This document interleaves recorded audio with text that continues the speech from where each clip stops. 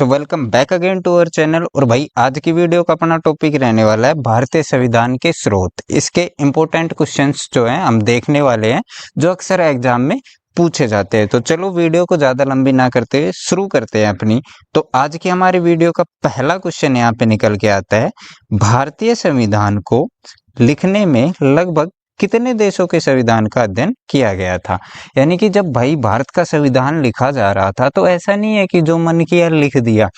क्या हुआ कि संविधान सभा वाले आए और बोले चलो पहले देख लेते हैं कि दुनिया वालों ने क्या क्या तिकड़म लगा रखी है। तो भाई लगभग करीब कितने 60 देशों के जो है संविधान को छान मारा। और फिर क्या बोलते हैं, भाई ये वाला सिस्टम अमेरिका से बढ़िया है, उठा लो।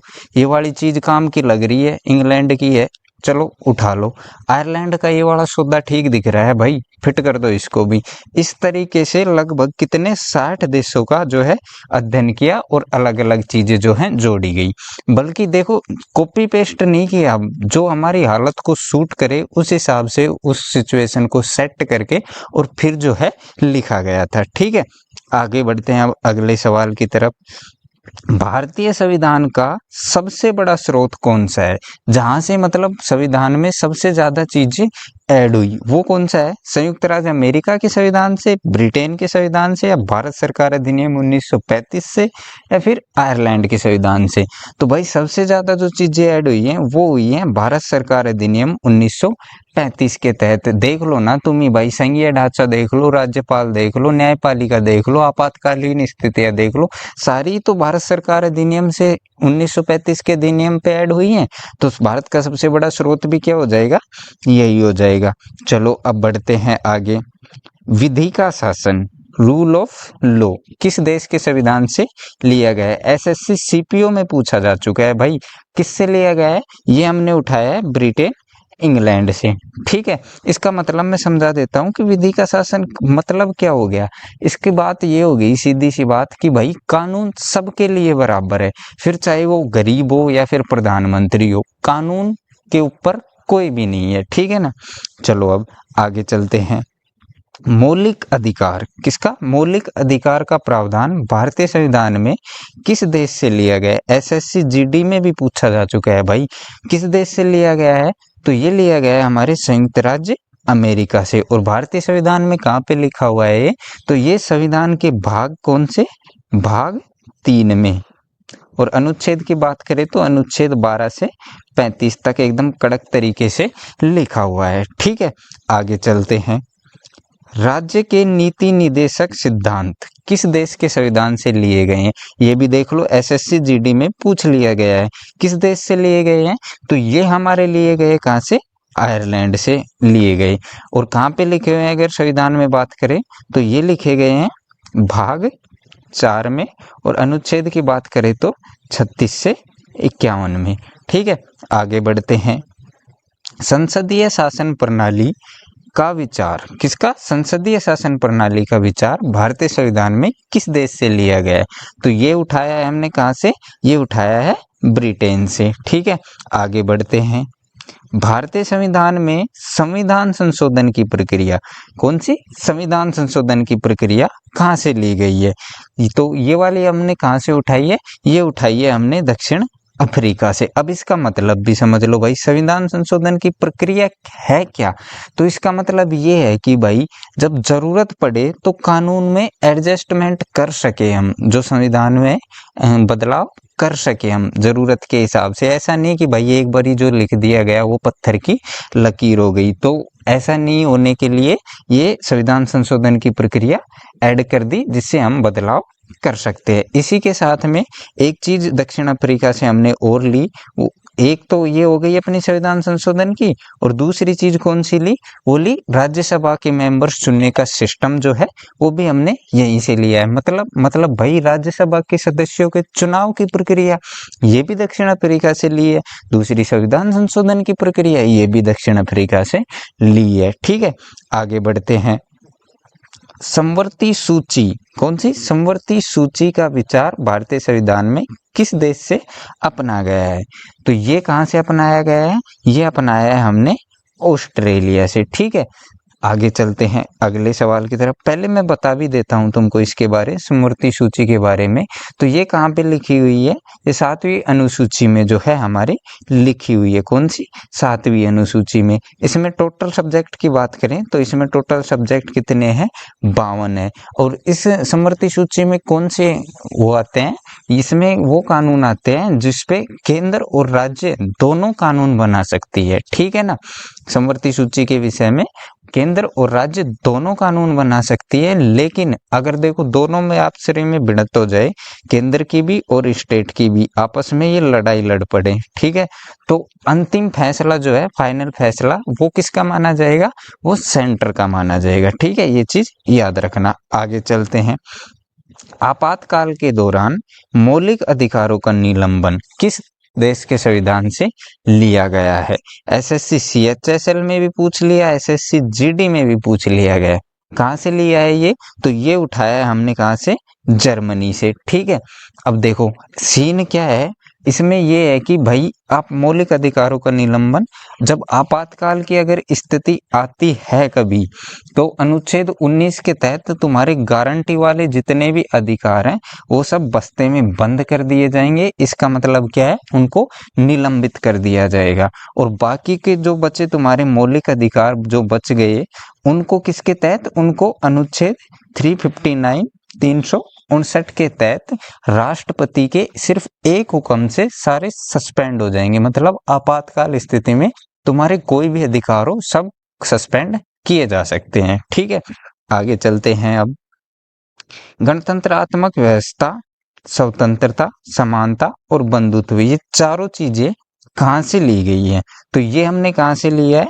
ये चारों चीजें ली है हमने फ्रांस से। अब मैं तुमको इनका मतलब समझा देता हूँ एक एक का। गणतंत्रात्मक व्यवस्था का मतलब क्या है? इसका मतलब ये है कि भाई भारत का जो राष्ट्रपति है, हमारा अध्यक्ष मुख्य, तो वो क्या होगा? चुना जाएगा, ना कि राजा महाराजा की तरह बाप दादा की गद्दी मिल जाए। ठीक है, स्वतंत्रता का मतलब सभी नागरिकों को आजादी है भाई, आजादी का हक है। समानता का मतलब सबके लिए बराबरी का मौका है भाई, किसी के लिए भेदभाव नहीं है। और बंधुत्व का मतलब तुमको पता ही है, अपना भाईचारे की भावना। ठीक है, आगे बढ़ते हैं। भारतीय संविधान में न्यायिक पुनरावलोकन का सिद्धांत किस देश से लिया गया है? न्यायिक पुनरावलोकन का, तो ये कहाँ से लिया है हमने? ये लिया है हमने अमेरिका से। अब इसका मतलब भी समझ लेते हैं कि न्यायिक पुनरावलोकन आखिर मतलब क्या है इस चीज का। तो भाई कोर्ट को एक ताकत मिल गई है ऐसी, कौन सी? कि वो विधायिका हो या कार्यपालिका हो, जो भी कानून पारित करेगी ना, उसमें अपनी टटोलाई कर सकती है, अपनी टांग उछेड़ सकती है। इसका मतलब जांच कर सकती है कि ये संविधान के हिसाब से भी है ये कानून या नहीं है। ठीक है, तो चलो आगे चलते हैं। एकल नागरिकता का प्रावधान भारतीय संविधान में किस देश से लिया गया है? एकल नागरिकता का कहाँ से लिया हमने? वो लिया हमने ब्रिटेन से। कहाँ से? ब्रिटेन से। ठीक है, ब्रिटेन, इंग्लैंड से। अब एकल नागरिकता का मतलब तुमको पता ही होगा। इसका मतलब है भाई तुम चाहे किसी भी राज्य से हो, हरियाणा, पंजाब, राजस्थान, कहीं से भी हो भाई, तुम्हारा पहचान क्या रहेगी? कि तुम भारतीय हो, भारतीय नागरिक हो। ऐसे नहीं है कि भाई हरियाणा वाला हूँ, मैं राजस्थान वाला हूँ, मैं यूपी वाला, नहीं भाई, तुम्हारी एक ही नागरिकता है। वो क्या है? कि हम भारतीय हैं। ठीक है, उम्मीद है यहाँ तक सब लोगों को समझ में आ रहा होगा अच्छे से। और अगर थोड़ी भी इंफॉर्मेटिव लगे ना, तो भाई को सपोर्ट दिखा देना, एक लाइक और सब्सक्राइब जरूर कर देना। ठीक है, आगे चलते हैं। हम देखो भारतीय संविधान में विधि द्वारा स्थापित प्रक्रिया का प्रावधान कहाँ से लिए गए? आरपीएफ एसआई के पेपर में पूछा गया है, इसके साथ में एसएससी सीएचएसएल के भी पेपर में पूछा जा चुका है। तो ये कहाँ से उठाया?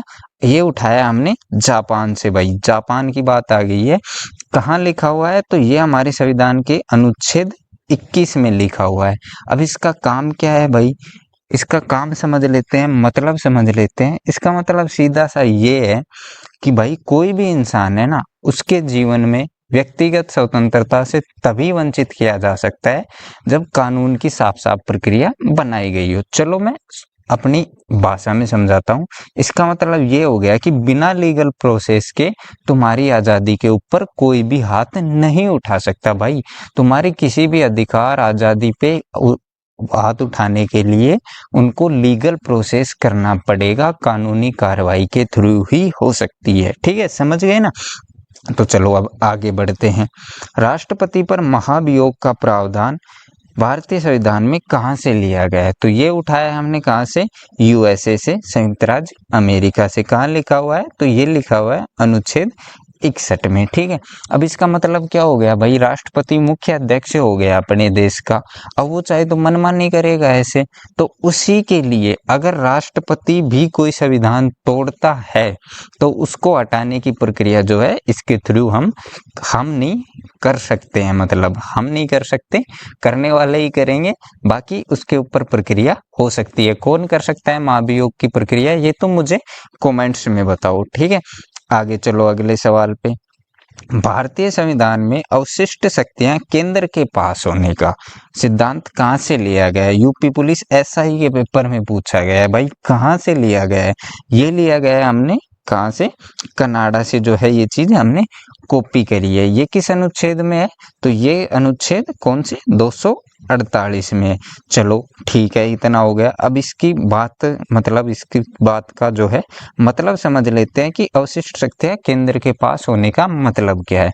इसका मतलब ये हो गया भाई कि वो शक्तियां, ठीक है, जो संघ सूची, राज्य सूची या समवर्ती सूची, तीनों सूची में नहीं है, वो शक्तियां किसके हाथ में होंगी? सीधी केंद्र के हाथ में होगी। उन शक्तियों पर सीधा केंद्र का शासन होगा, केंद्र उन पे कंट्रोल करेगा। ठीक है, आगे बढ़ते हैं।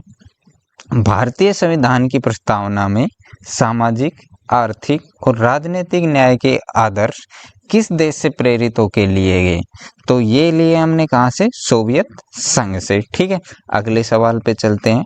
लोक सेवा आयोग का प्रावधान, लोक सेवा आयोग का प्रावधान भारतीय संविधान में किस अधिनियम से लिया गया है? तो एसएससी सीएचएसएल में पूछा गया है। अधिनियम की बात हो तो अपना सबसे बड़ा स्रोत वही है और वही आएगा, कौन सा? भारत सरकार अधिनियम 1935। ठीक है, आगे बढ़ते हैं। भारतीय संविधान के निर्माण में कुल कितना समय लगा? सबको पता होनी चाहिए ये बात। तो 2 वर्ष 11 माह 18 दिन। एसएससी एमटीएस के पेपर में पूछा भी जा चुका है, ये चीजें तो तुम्हें याद ही होंगी। बाकी अगले सवाल पे बढ़ते हैं। भारतीय संविधान के मूल कॉपी को किसने अपने हाथों से लिखा था? यूपी पुलिस कांस्टेबल में भी पूछ लिया, एसएससी एमटीएस में भी पूछ लिया। तो किसने लिखा था?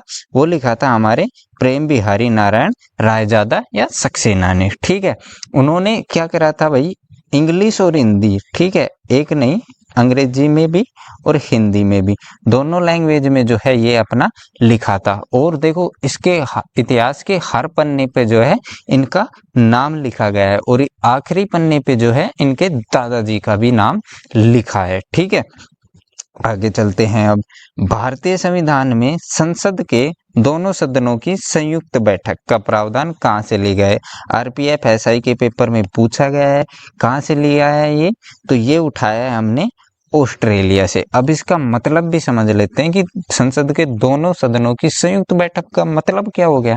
इसका मतलब हो गया भाई सीधा सा ये कि चाहे लोकसभा हो, कोई राज्यसभा हो, किसी बिल को लेकर अगर मान लो झगड़ा हो गया, ठीक है, तो तब दोनों सदनों को एक साथ बैठा करके मामला सुलझा सकते हैं। ठीक है, आगे बढ़ते हैं। अब भारतीय संविधान में कितने प्रकार की स्वतंत्रता का उल्लेख है? एसएससी सीजीएल के पेपर में पूछा गया है, कितने प्रकार की स्वतंत्रता का उल्लेख है? तो वो है हमारी कितनी? 6 प्रकार की। ठीक है, आगे बढ़ते हैं। भारतीय संविधान में कितने प्रकार की समानता का उल्लेख है? एसएससी सीजीएल में भी पूछा, एसएससी जीडी में भी पूछा गया। बताओ कितने प्रकार की समानता का उल्लेख है? तो वो है हमारे 5 प्रकार की समानता का। आगे चलते हैं। अब न्यायिक पुनर्विचार के साथ साथ न्यायिक सक्रियता की प्रेरणा, ये 2 चीजें हो गई। न्यायिक पुनर्विचार, न्यायिक सक्रियता, दोनों कहाँ से ली गई हैं? आरआरबी ग्रुप डी के पेपर में पूछा जा चुका है। तो ये उठाई है हमने कहाँ से? संयुक्त राज्य अमेरिका से। आगे बढ़ते हैं अगले सवाल पे। राज्यसभा में सदस्यों का मनोनयन का प्रावधान किस देश से लिया गया? एसएससी एमटीएस में भी पूछा जा चुका है। कहाँ से लिया है भाई? ये लिया है हमने कहाँ से? आयरलैंड के संविधान से। ठीक है, इसका मतलब क्या हो गया भाई? इसका किसका, इसका राज्यसभा में सदस्यों का मनोनयन। इसका मतलब भाई ये है कि राष्ट्रपति जो है हमारा वो 12 सदस्यों को जो है नामांकित करता है। कितने, राज्यसभा में 12 सदस्यों को नामांकित करता है। और वो सदस्य कौन होते हैं ये पता है तुमको? वो लोग होते हैं जो कला, साहित्य, विज्ञान या फिर समाज सेवा में अपना एक अलग ही जो है बेमिसाल ज्ञान या अनुभव रखते हैं। ठीक है, उन लोगों को जो है राष्ट्रपति नामांकित करता है। आगे चलते हैं। पंचवर्षीय योजना का प्रावधान किस देश से लिया गया है? तो ये कहाँ से उठाया हमने? ये उठाया हमने सोवियत संघ से। अब मुझे ये बताओ कि भारत में पहली पंचवर्षीय योजना कब लॉन्च की गई थी? ये तो मुझे कमेंट्स में बता देना। ठीक है, आगे चलते हैं। उपराष्ट्रपति का पद भारतीय संविधान में किस देश से लिया गया है? एसएससी CHSL में पूछा गया है। कहाँ से लिया है? ये लिया है हमने संयुक्त राज्य अमेरिका से। और शायद ये हमारा आज का लास्ट क्वेश्चन है। भाई अगर सपोर्ट दिखाना चाहो तो सब्सक्राइब जरूर कर देना। और देख सकते हो क्वेश्चन सारे इंपॉर्टेंट लिए, कोई भी ऐसा नहीं लिया है। अक्सर ये एग्जाम में बार बार पूछे जाते हैं। और इसी तरीके से ना तुमको टॉपिक वाइज मोस्ट क्वेश्चन जो करने हैं तो भाई चैनल सब्सक्राइब कर लेना, ताकि आगे भी ऐसे ही टॉपिक वाइज जो है हम सारी सब्जेक्ट कवर करेंगे, टेंशन मत लो। तो अब हमारा लास्ट क्वेश्चन देख लेते हैं। भारतीय संविधान में व्यापार और वाणिज्य की स्वतंत्रता का प्रावधान किस देश से लिया गया है? एसएससी जीडी के पेपर में पूछा जा चुका है। और ये हमारा लास्ट क्वेश्चन हमने कहाँ से लिया? तो ये उठाया हमने ऑस्ट्रेलिया से। तो ठीक है भाई, आज की वीडियो में इतना ही। मिलते हैं नई वीडियो में नए टॉपिक के साथ में। तब तक के लिए अपना और अपनी पढ़ाई दोनों का अच्छे से ख्याल रखना।